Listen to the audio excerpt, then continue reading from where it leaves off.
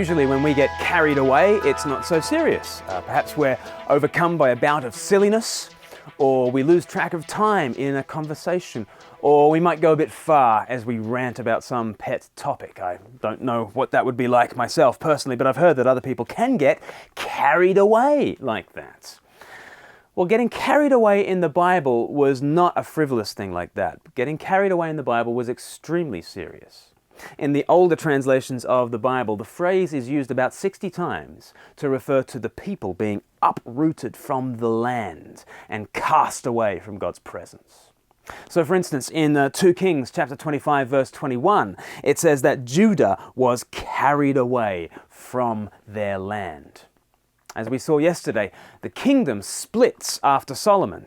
20 northern kings later, Israel was carried away by the Assyrians. And 20 southern kings later, Judah was carried away by the Babylonians. It was an incredible wrench for the people of God.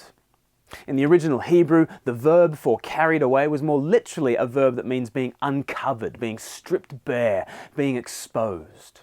The people felt naked and ashamed.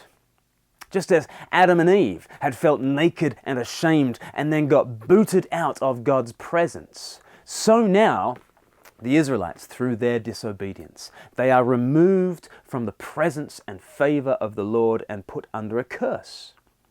It's in this period of exile that the people sing their lament that was made famous by Boney M. By the rivers of Babylon, we sat down. Yes, we wept when we remembered Zion.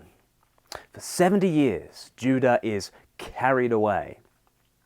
And then you can read about this in the books like, Nehemiah and Ezra. In the 6th century BC, there was a kind of a return from exile.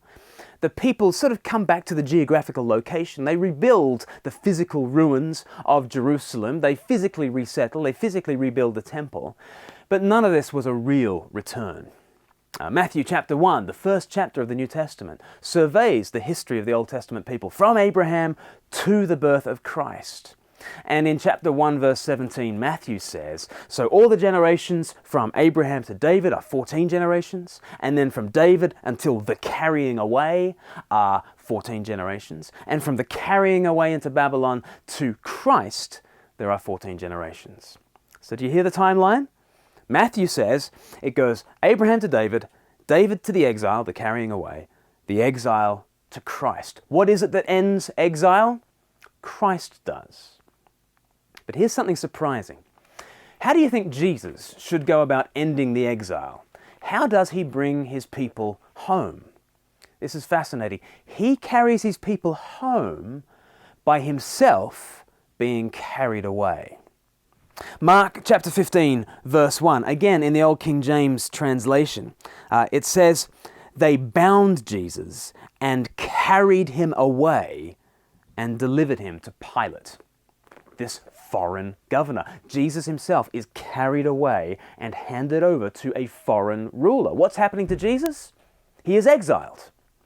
On the cross, he is stripped, he is uncovered, he's laid bare. He's excommunicated, he's crucified outside the city, and there he endures the shame, he bears the curse, he suffers the estrangement, he pays for our sins.